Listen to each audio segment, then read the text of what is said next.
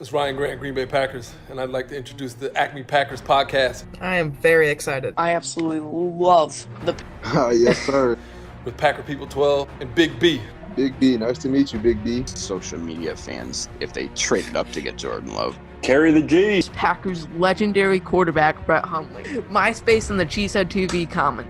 Okay, that's just stupid. It's gonna be awesome. Your names are awesome, so everything else is good to go. But let's have fun talking about Packer stuff. Go Pack, go! What is going on, everybody? It's Packer People 12 here, and welcome back to the Acme Packers podcast. I'm as always, joined by my great, some would say, co-host, Big B. How are you doing today? All right. And, the people want us to know, is Jamal Williams still the GOAT on this wonderful Friday evening? Yes, he is. All right, and today we have a special guest, Susanna from Cheesehead TV. How are you today? Doing pretty well. Great to hear. Me and Big B, we're obsessed with Cheesehead TV. We heard your stuff and wanted you to come on. Appreciate it. Thank you for having me. No problem. So we're going to be talking about Packers news today, all the latest coming from training camp. We'll play trivia a little bit later in the show. That was very interesting. But let's start off. Last week, me and Big B, we skipped over the Everson Griffin news. So I think I would like to talk about that. Last week, the Packers were rumored to have mutual interest with Everson Griffin.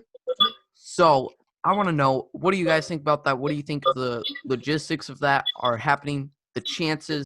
I'm not sure how good the chances are. But I mean, the mutual interest is good, I guess, Mm-hmm. But I think he would work really well, fit really well with this defense, and I think it can only help. Yeah. But I just don't, at this point, I don't picture it happening, but I guess you never know. Yeah, I think definitely having another pass rusher can never have enough of those, especially pairing him with the Smith brothers, Kenny Clark. Oh my God, Big B, what would you think of Everson Griffin? Well, I mean, it'd be amazing to have him on the squad, but all I really want is just some snacks. The only sacks we're getting are salads from Kevin Keene. That's the only snacks we're getting. I think it'd be very interesting signing. It would almost remind me of Julius Peppers back in 2014, adding that veteran preference onto the defense line, a proven guy. It would definitely hurt Rashawn Gary's chance to prove himself, but definitely be a very interesting move. Now some less exciting news. John Lovett, the fullback, the halfback, the quarterback, the wide receiver, he does it all, was signed this week, claimed off waivers from the Chiefs. It was crazy. We might not be able to see that full potential in game, obviously. I would love to see that. Do you guys see LaFleur using him in any of those crazy positions, or more really just see how he does that fullback? I mean, he would fit perfectly with the LaFleur system. I mean, we drafted Josiah DeGuara for that same kind of reason. I mean, he's not playing quarterback, but he can play a few different positions, you'd think, and I think the same with John here. I think he has that potential, obviously, with his highlights. Hopefully it can transition into the NFL, like actually playing, Yeah, obviously we won't be seeing him throwing out passes. We hope. Hopefully our quarterback situation does not come to that. But you never know. Also out of training camp, Hunter Bradley joins Mason Crosby and Jay Sternberger on the COVID list. Two special teamers shouldn't hurt us too much, especially, a long snapper. Although I do have Hunter Bradley's autograph right on my mini helmet right here. So I hope you're doing well, Hunter. Wow. Big B, the champion. You really had to post on your Instagram story, "We are the champions," just because you won trivia. Yes. Like, you got so excited that in our 5-minute break we had, you just had to post it. I guess you really care about that. And Susanna kind of got chumped at the end there. Yeah, a little bit. But hey, it's okay. He did win. Whatever. I'm fine with that. Yeah, I know more about the Packers than he does. I mean, there were questions in there. Oh but my God. He should not feel like a champion because he's the biggest Jamal Williams fan, and he didn't get the one question about him right. So I'm sorry, but your comment, I want that in a frame. If I could frame a video, that's what I would frame. Like, the comment it won't about be forever. yes, That is great. That is definitely going on the Twitter. Now let's get to some more exciting, more rumory stuff. Antonio Brown, the headlines are picking up again. When are we going to escape this? No. First, no. We started off with Des Bryant in 2017, and now for the past 2 years, it's Antonio Brown. Like, It's not like a situation with like Tio. Like it's not.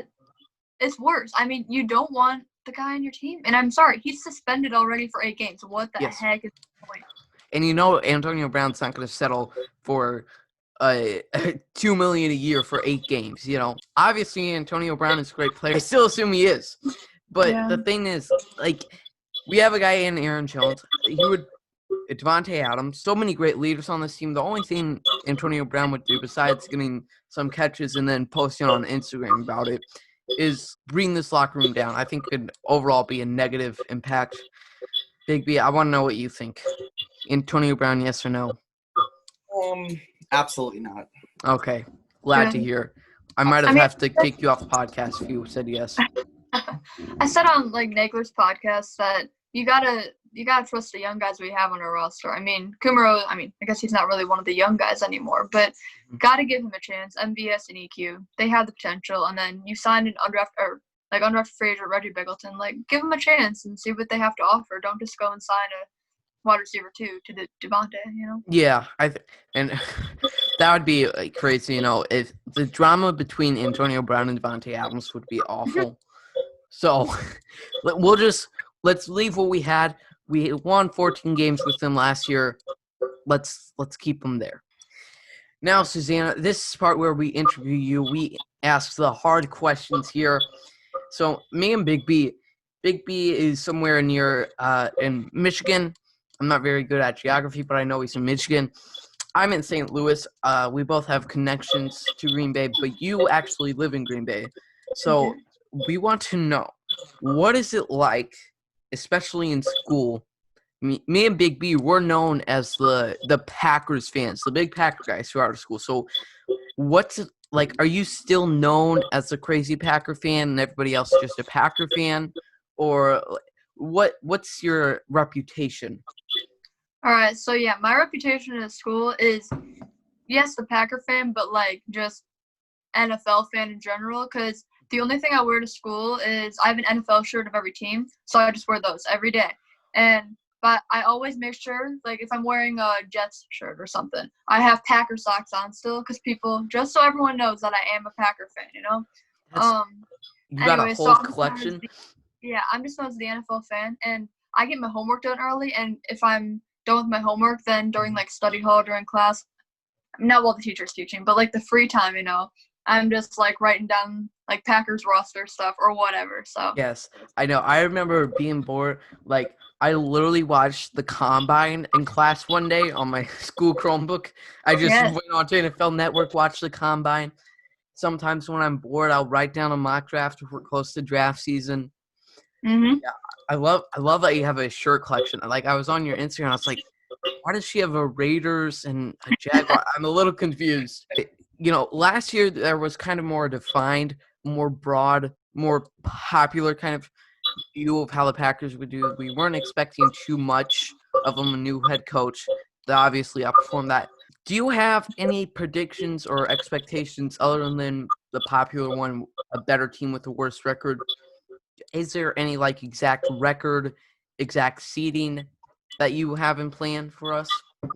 For this season, I mean, I'm very optimistic, and so like if I look at my schedule, not my schedule. If I look at their schedule, I'm like, okay, they can go 16-0. Like, Yes, I believe they can. And honestly, I don't even think that's just optimism. I think you should be able to. Not saying that they will, but they definitely can. Now, the 49ers, they kind of stayed the same. Like they added to some pieces, but then they also lost some. So I mean, they might still be a challenge for us, and so we might lose that game. But 15-1 doesn't sound bad. I'm a huge fan of LaFleur. Hey, this is Packer People 12. Thanks so much for watching the first 10 minutes of this episode on IGTV. You can watch the full episode on Spotify. We'll see you later.